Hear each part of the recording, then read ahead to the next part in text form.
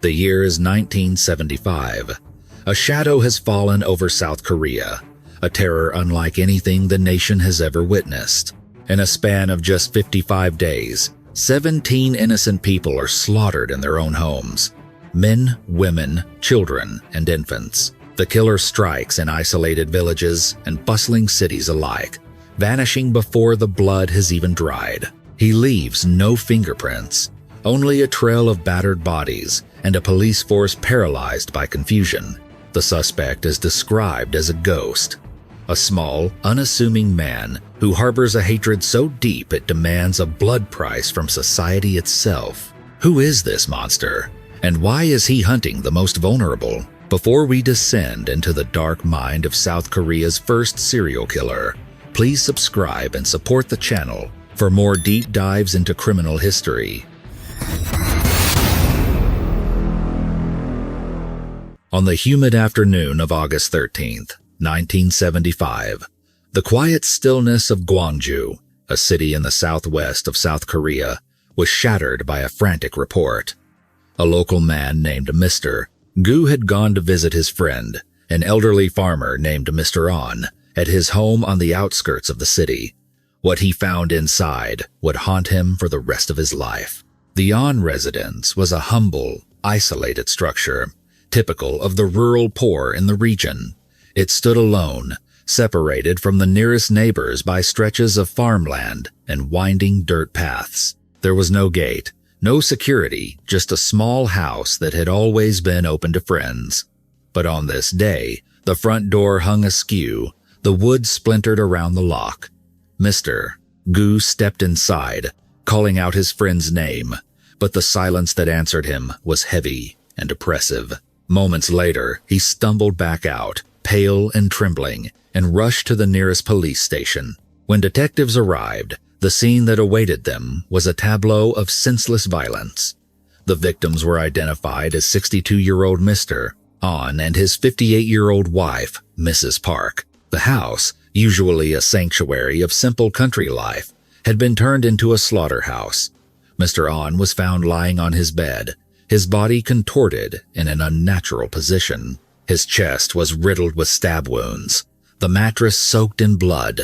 It appeared he had been attacked while resting, perhaps trying to rise to defend himself, but failing against the sudden onslaught. Near the entryway, lying on the cold floor, was his wife, Mrs. Park.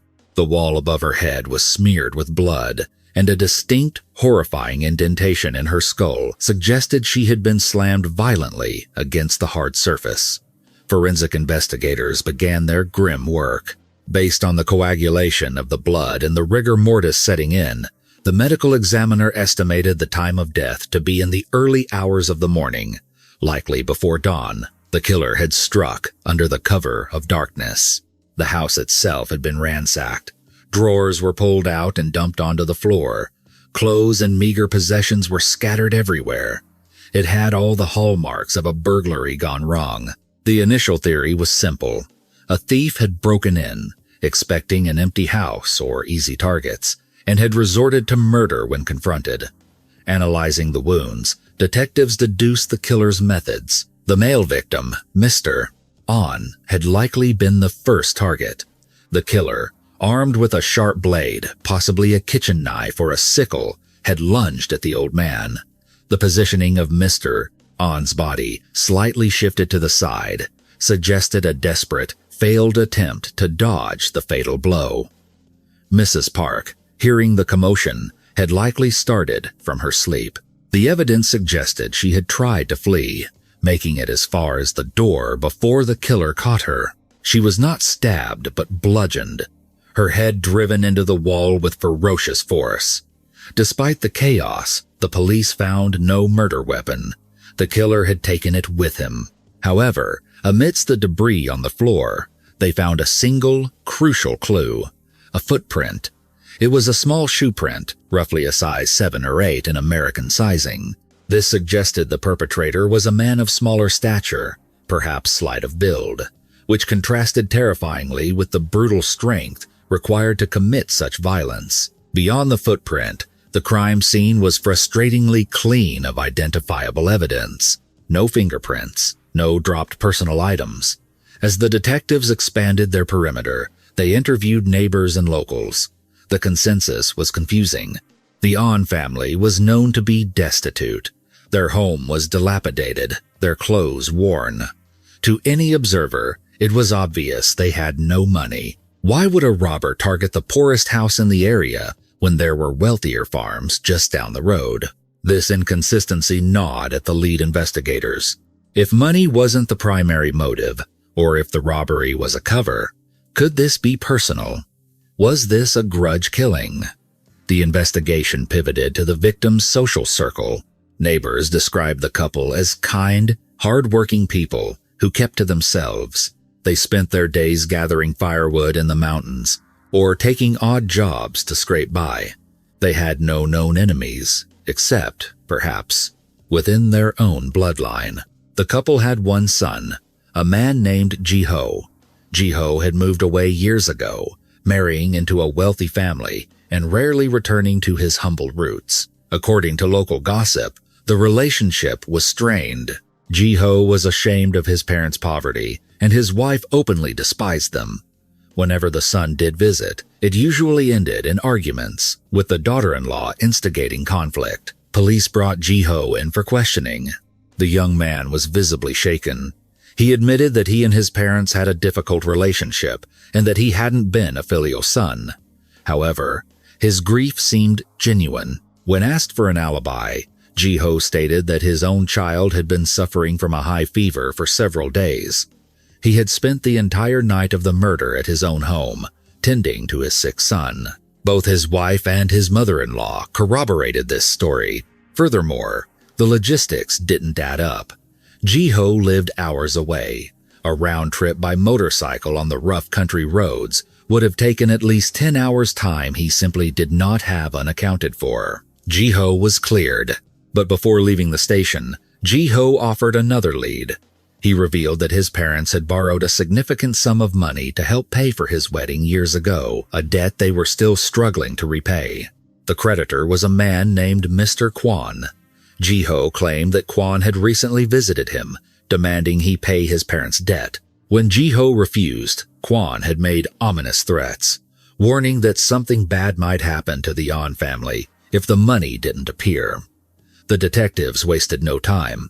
They brought Mr. Kwon in. The creditor was a rough man. Known for his temper, he admitted to the debt and the threats, stating he was frustrated by the years of non-payment. However, he vehemently denied the murder. "Think about it," Kwon argued. "If I kill them, I never get my money back. I'm a businessman, not a fool." His alibi was solid. On the night of the murder, Kwon had been drinking with a group of subordinates. They had consumed so much alcohol that they had all passed out until late the next morning. Multiple witnesses confirmed he was in a drunken stupor miles away from the crime scene at the time of the murders. Another dead end. With the personal angles exhausted, the police returned to the burglary theory. They began combing through records of local ex-convicts, specifically those with a history of theft. After 2 days of filtering through files, they zeroed in on a man named Young-hee, a known thief who lived just a short walk from the murder scene. When questioned, Young-hee was defensive. He swore he had nothing to do with the killings, but he had no alibi. The police held him, pressing harder, convinced they had their man. Under the intensity of the interrogation, Young-hee finally cracked, but not to confess. He had a witness account. "I didn't kill them," Young-hee stammered. "But I was there. I was scouting the area with a friend, looking for a house to hit early that morning." He told the detectives that while they were lurking near the An house, they saw a man running out of the front door. He was small. Young-hee described, maybe 5 feet 3 inches tall. Dressed all in black, he was moving fast, like a cat. He had something long in his hand, maybe a pipe or a knife wrapped in cloth. His face was covered. I couldn't see who it was. This testimony aligned with the small footprint found at the scene. The police now had a description, albeit a vague one. A short male, athletic, possibly armed, operating in the early morning hours. But without a face or a name, the lead was cold comfort. The small man was a ghost. Days turned into a week. The investigation stalled. The community of Gwangju remained on edge, bolting their doors at night. But the killer was not done. He was just getting started. On August 20th, 7 days after the first double homicide, the police station in the nearby district of Muan received a terrifying call. Another massacre had occurred. This time, the target was a small grocery store and attached home. The victims were a 55-year-old shopkeeper named Mr. Park, his wife, Mrs. Seo, and their 7-year-old grandson. The brutality had escalated. Mr. Park was found in the bedroom, dead from a stab wound to the left side of his chest. The precision of the strike suggested a dagger or a switchblade. His wife, Mrs. Seo, lay nearby. Her skull had been crushed by a blunt object. Both had been attacked in their sleep. The pillows were undisturbed, indicating they died before they could even open their eyes. But the most heartbreaking discovery was in the adjacent room. The 7-year-old boy lay dead, his throat slashed twice. Investigators pieced together the sequence. The killer had used a knife on the grandfather and the child, likely the same weapon used in the Gwangju murders. But the grandmother had been bludgeoned. The variation in weapons led the police to a chilling new hypothesis. There might be 2 killers. The scene was chaotic. The store's cash box had been smashed open, and the house ransacked. This was clearly a robbery homicide. A tip from a villager pointed police toward a local troublemaker named Lee Jun. Lee was an unemployed drifter who hung around with a bad crowd. Crucially, he had a vendetta against the victim, Mr. Park. Months prior, Mr. Park had caught Lee stealing from the store. Lee had begged for mercy, but the stern shopkeeper had refused, publicly shaming the young man. Since then, Lee had been heard threatening the family. When police arrived at Lee Jun's home, his attitude was suspicious. He was arrogant, even smirking when told of the deaths. They deserved it, he muttered. Karma. His alibi was non-existent. His mother admitted he had been out all night on August 19th, returning only the next morning. The timeline fit perfectly. The police were certain they had caught the small man, or at least his accomplice. However, a call from a neighboring precinct threw the investigation into chaos again. A man named Sang-hoon had been arrested for a jewelry store heist that took place on the exact same night, August 19th. During his interrogation, Sang-hoon gave up his partner, Lee Jun. The 2 men had indeed been out committing crimes that night, but they were robbing a jewelry store miles away, a crime that was witnessed by the owner.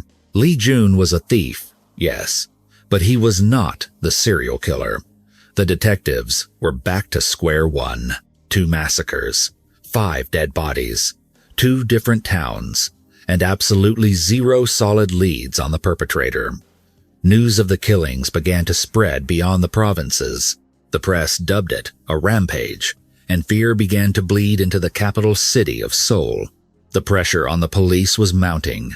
They needed a break in the case, but the killer was methodical, targeting the poor, the isolated, and the defenseless. Then, on September 7th, the nightmare arrived in Seoul. In the Jungnang district, a 60-year-old man was found murdered in his home.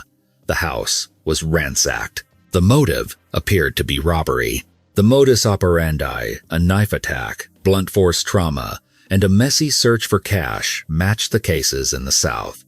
Police chiefs from Gwangju, Muan, and Seoul convened. They realized they were not dealing with isolated incidents. They were hunting a predator who was migrating, moving north, leaving a trail of death in his wake. They combined their task forces, but the killer was always one step ahead. While the police analyzed files in Seoul, the killer struck again in Pyeongtaek, Gyeonggi Province. On the night of September 25th, a rural farmhouse became the site of the most horrific crime yet. 4 members of a single family were butchered. The victims were 71-year-old Mrs. Jang, her 2 grandsons aged 5 and 7, and her 11-year-old granddaughter, Mrs. Zhang was found in her bedroom, killed instantly in her sleep. The two young boys were also dead, one in his bed, the other in the living room. The 7-year-old had apparently woken up and tried to run, making it to the living room before the killer cut him down.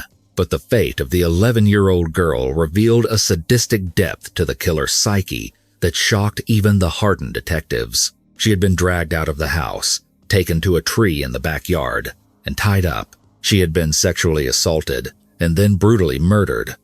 Her face had been slashed and disfigured with a sharp object, an act of rage that seemed personal, even though the killer was a stranger. This was no longer just about robbery. The killer was evolving. He was enjoying the violence. He was punishing his victims. The police were now hunting a sexual sadist who targeted the elderly and children. The profile was terrifying. A man who hated society, who felt no empathy, and who was driven by a dark, insatiable hunger. On the morning of September 30th, the Seoul police received another report. In a cramped apartment, a 28-year-old woman named Mrs. Jun and her 3-month-old baby were found dead. Mrs. Jun had been assaulted and stabbed repeatedly. Her body was left unclothed. The baby had been stomped to death. The neighborhood was in an uproar. Neighbors reported hearing the couple arguing loudly the night before. Mrs. Jones' husband, Mr. Choi, was known to be jealous. He suspected the baby wasn't his. The police immediately suspected the husband. It seemed like a classic domestic homicide. But Mr. Choi had an alibi. After the argument, he had stormed out and spent the night drinking at a friend's house, where he stayed until morning. He was cleared.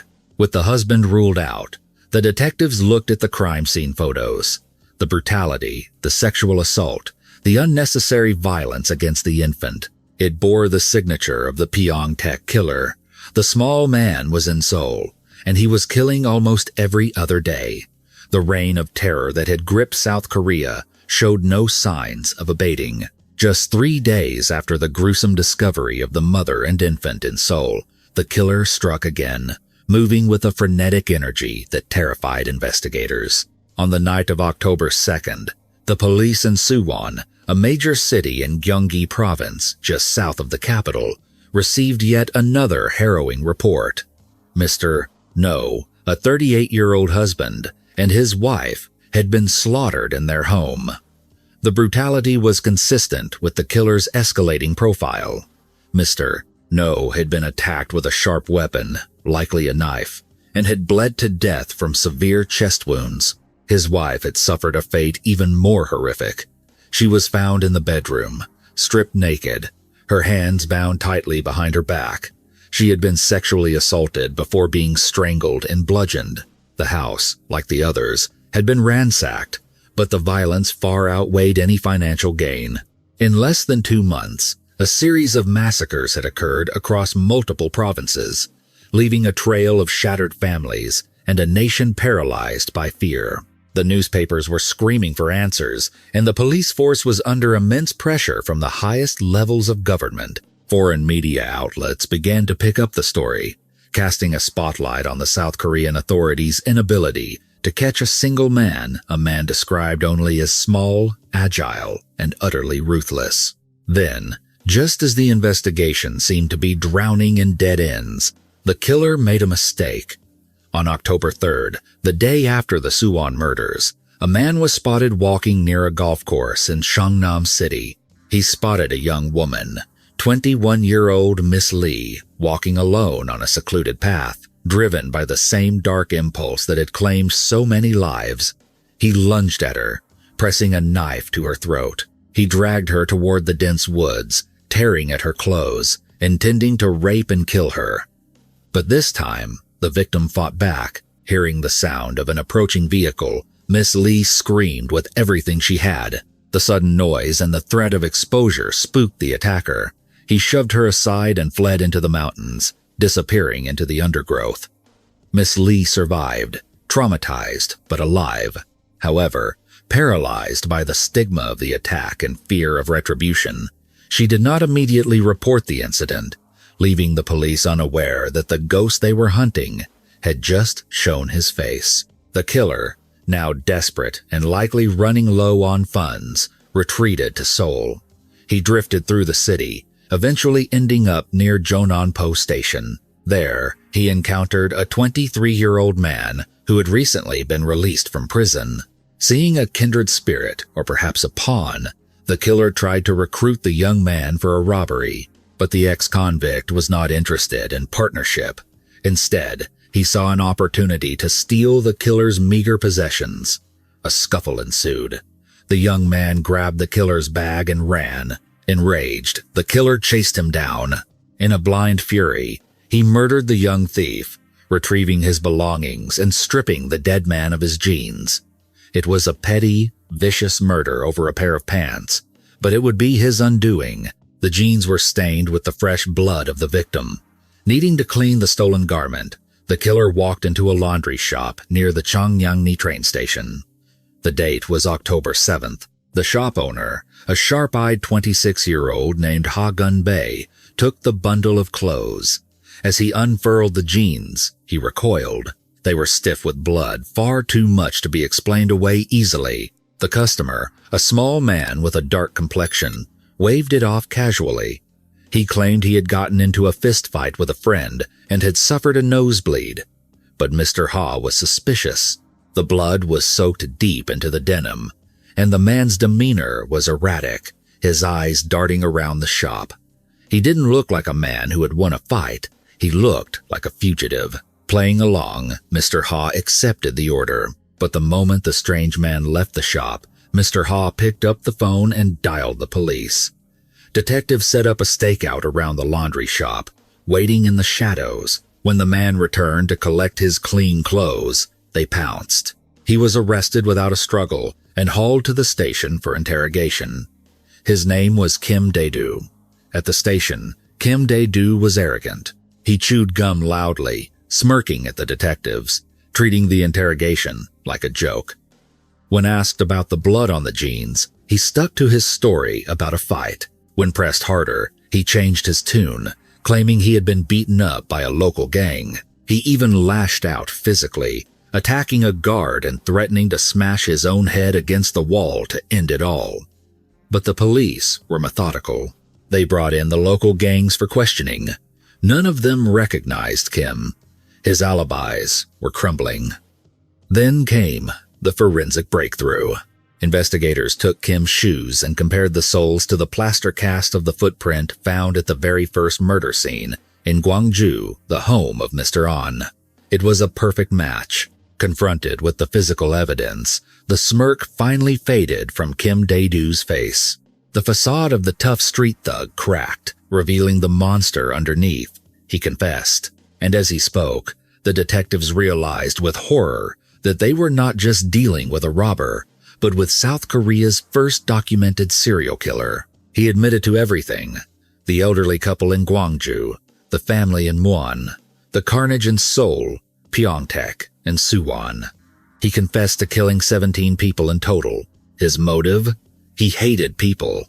He hated society. Kim Dae-du was born on October 11th, 1949, in a small, impoverished farming village in Yeonggam County, South Jeolla Province. He was the eldest of 7 children in a destitute family. Despite their crushing poverty, his parents held on to a desperate hope that their eldest son would study hard, attend a top middle school in the city, and lift the family out of the mud. But Kim was not the savior they hoped for. He was a poor student, unable to focus, disinterested in books, and prone to acting out. He became the class clown, bullying other students and constantly facing disciplinary action. He failed the entrance exams for middle school, shattering his parents' dreams. At a young age, he dropped out, marking the beginning of his drift into the margins of society. Without an education or a trade, Kim struggled to find work. He was small, physically weak, and lacked any specialized skills. He bounced between menial jobs, working as a farmhand, a factory laborer, a tailor's assistant, but nothing lasted. He was often fired for his attitude, or quit because he felt disrespected. The resentment began to build early.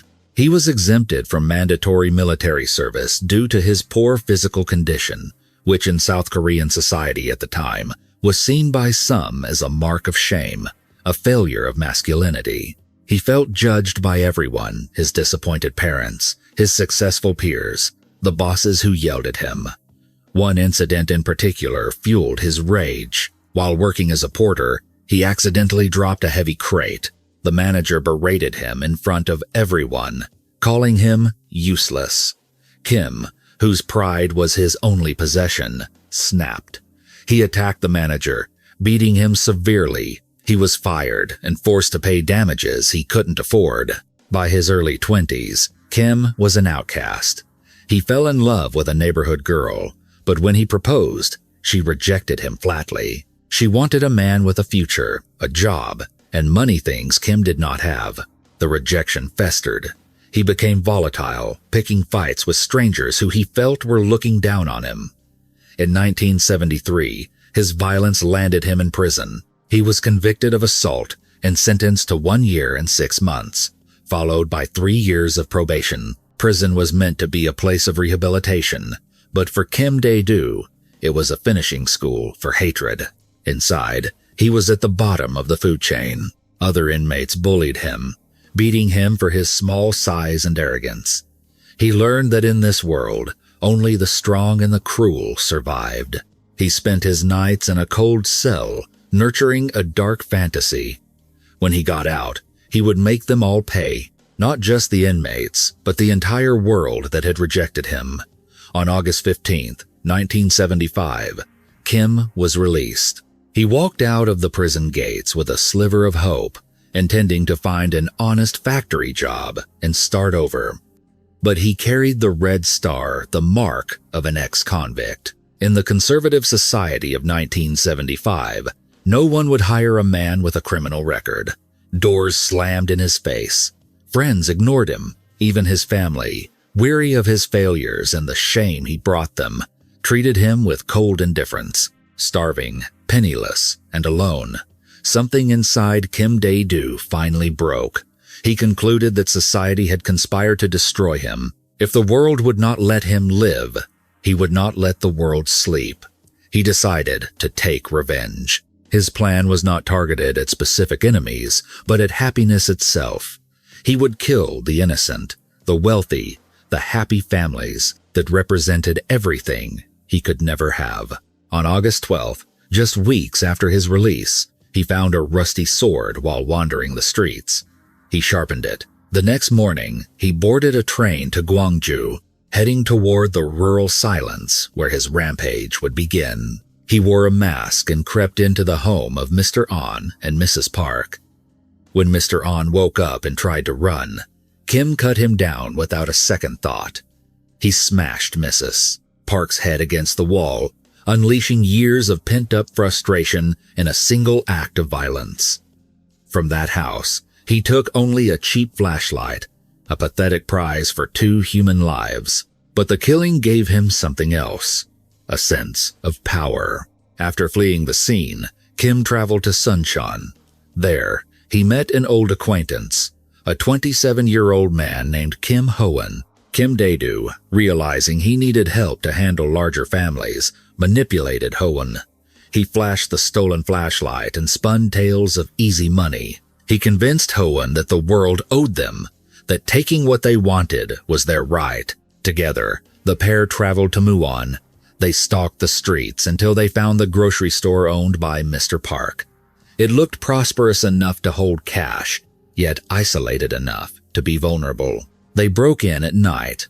The brutality of what followed was a direct result of Kim Dae-du's leadership. While Kim attacked the grandfather with a knife, his accomplice bludgeoned the grandmother. They showed no mercy to the crying 7-year-old boy.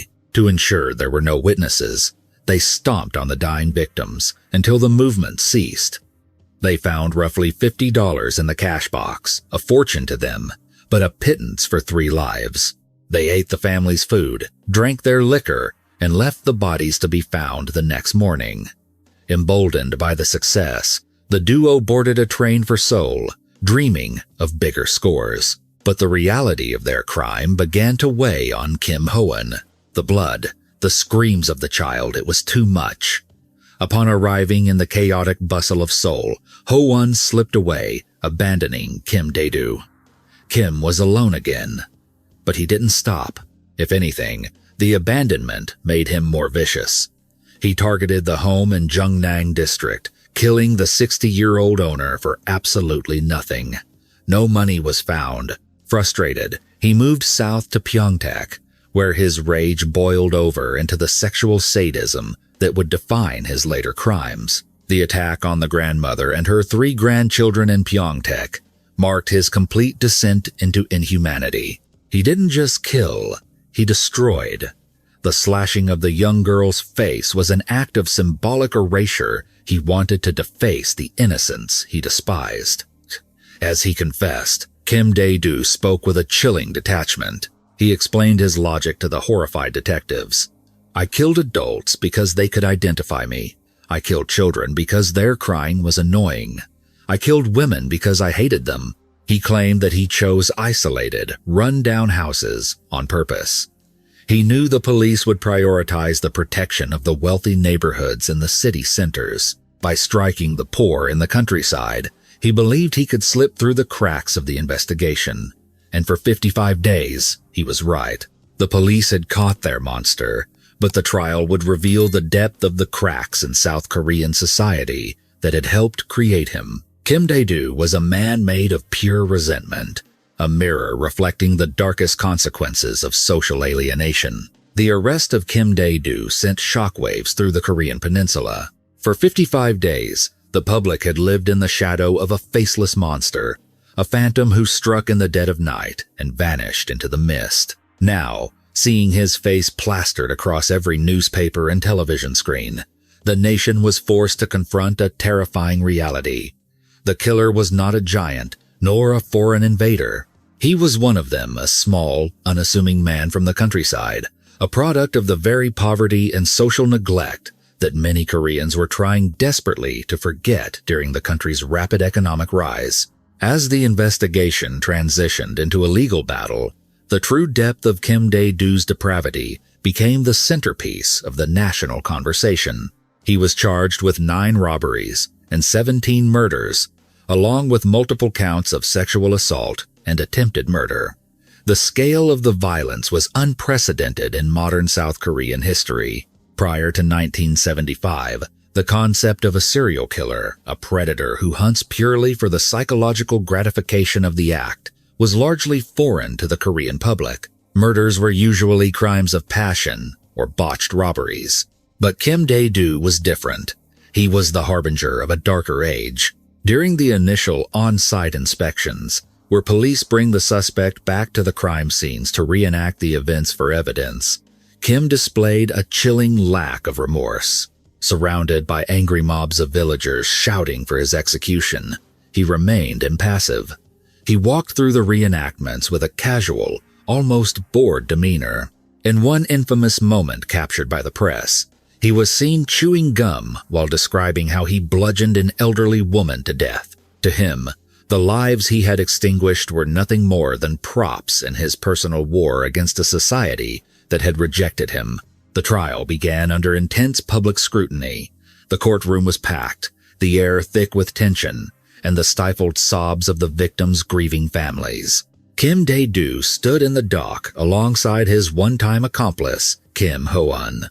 The contrast between the two men was stark. Kim Ho-won, the 27-year-old who had participated in the Muwon family massacre before fleeing in horror, appeared broken by guilt and fear. He kept his head bowed, unable to meet the gaze of the gallery. Kim Dae-du, however, was defiant. He often smirked at the prosecutors and even lashed out at the prison guards. At one point during his detention, he had attempted suicide, not out of guilt, but out of a desire to control his own exit. He tried to smash his head against the cell wall, screaming that he wanted to die on his own terms. Restrained and forced to stand trial, he turned the courtroom into his final stage. When asked about his motives, Kim Dae-du doubled down on his hatred.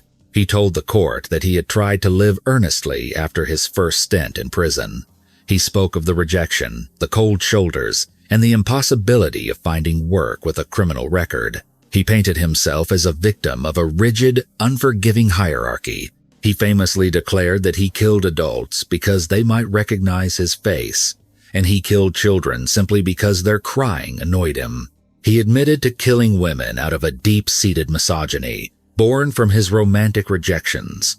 It was a manifesto of pure nihilism. He had appointed himself the judge, jury, and executioner of anyone unfortunate enough to cross his path. The verdict was never in doubt. The court found Kim Dae-du guilty on all counts. He was sentenced to death. His accomplice, Kim Ho-eun, was also initially sentenced to death for his role in the triple homicide in Muon. The logic was severe.